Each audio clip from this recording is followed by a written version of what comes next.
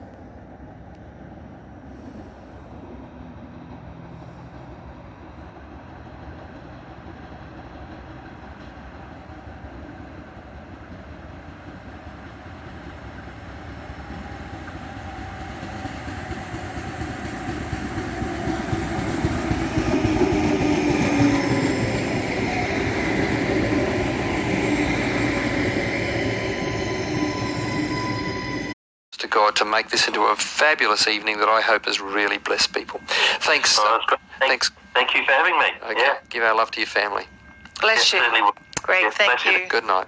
We're going to take a short break, and after that break, we'll come back and wind the night up.